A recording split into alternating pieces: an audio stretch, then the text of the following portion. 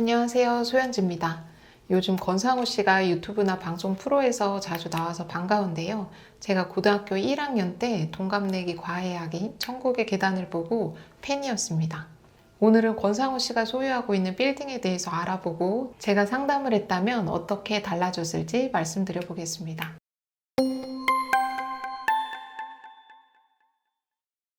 일단 권상우 씨뿐만 아니라 연예인 빌딩 관련 기사 댓글을 보면 주로 나오는 얘기가 연예인이라 대출을 많이 받는다. 연예인은 부동산 컨설팅을 따로 받아서 빌딩 투자를 잘한다입니다. 둘 다 아닙니다. 은행 대출에 있어서 단순하게 유명한 연예인이라서 대출을 많이 해주거나 연예인 DC처럼 금리 인하를 해준다거나 그런 것은 없습니다. 일반인도 법인 설립해서 얼마든지 빌딩 매입할 수 있고 은행 대출을 활용할 수 있습니다. 그리고 연예인들은 보통 얼굴이 노출되는 것을 꺼려해서 은행 PB센터에서 금융상품 가입뿐만 아니라 자연스럽게 빌딩도 추천을 받습니다. 은행에도 부동산팀이 따로 있으니까요. 그런데 은행 부동산팀과 빌딩 중개법인이 가지고 있는 매물의 양과 질이 차원이 다릅니다. 은행의 전문 분야, 주력 분야는 금융상품이기 때문에 부동산팀이 있다고 해도 자료가 방대하지 않습니다.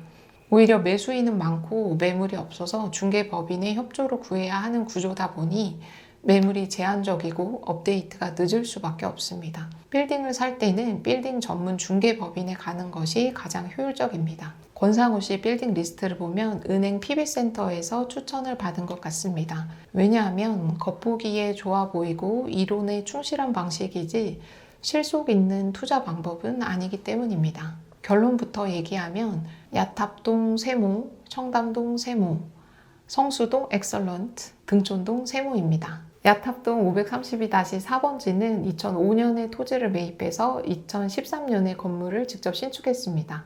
당시 분당구 운중동에 살고 있어서 가까운 지역인 분당구 야탑동을 선택했던 것 같습니다.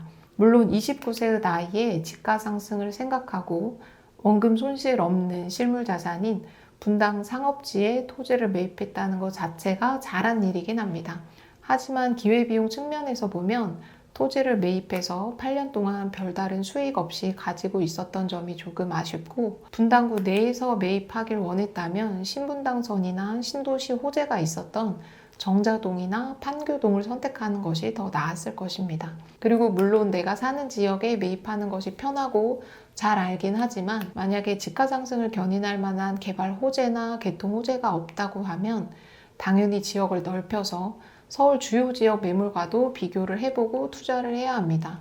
야탑동 건물은 항아리 상권이어서 수익형으로는 적합하지만 황금성이 높은 지역은 아닙니다. 권상우 씨 건물 토지 면적이 248평, 연면적이 945평인데 지역 대비 규모가 큰 편입니다. 만약에 매입 당시 제가 상담을 했다면 토지 면적과 매매가를 좀 줄여서 더 상급지를 택했을 것이고 바로 신축을 진행했을 것입니다. 청담동 31-30번지 2014년에 58억 원에 매입해서 2019년에 77억 원에 매각을 했습니다. 이번에는 야탑동과는 확실히 다른 전략이었습니다. 야탑동은 대로변 상업지를 사서 어느 정도 묻어두고 향후 신축을 해서 수익형으로 가져가는 스타일이었는데 청담동은 강남구 역세권, 대로변, 수익형 근생 건물을 매입해서 단순 보유하면서 집가 상승으로 인한 시세 차익을 노리는 전략입니다. 그런데 이 건물의 단점은 전면이 좁고 뒤로 긴 얇은 직사각형 필지 모양입니다. 물론 입지는 좋지만 필지 모양이 이렇게 생기면 공간 활용에 제한이 많고 임차인도 불편하겠죠.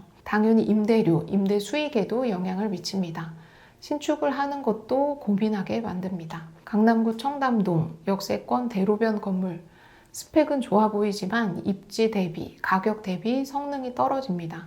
이건 옆일지와 같이 사지 않는 이상 극복하기 어려운 단점이어서 건물값 상승에도 제약을 주었을 것입니다. 매입 당시 제가 상담을 했다면 대로변을 포기하고 강남구 역세권 이면에 토지 활용을 제대로 할 수 있는 건물을 추천했을 것입니다. 그리고 매도 의뢰를 받아서 상담을 했다면 파는 타이밍도 2년에서 2년 반 정도 늦췄을 것입니다.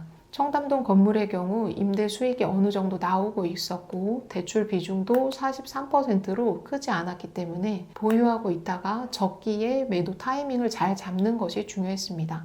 사진에서 보는 것처럼 실제로 2년 8개월 뒤에 제가 상담하고 매도를 한 건물을 보면 평당가가 2배 이상 차이가 납니다. 그때 매도인 분도 가지고 있으면 계속 오를 텐데 팔아야 할지 말아야 할지 고민이 된다고 계속 말씀을 하셨습니다. 그때 제가 지금이 매도 타이밍이라고 해서 결단을 내리고 최고가에 잘 매도를 한 케이스입니다. 물론 용도 지역과 건물 컨디션이 조금 다르긴 하지만 권상우 씨에게도 금리가 내려가고 매수인이 가장 많은 시기에 팔 것을 추천했을 것입니다. 사는 것보다 파는 것이 그만큼 중요합니다. 성수동 일가 656-310번지 2015년에 80억 원에 매입했습니다. 엑설런트입니다.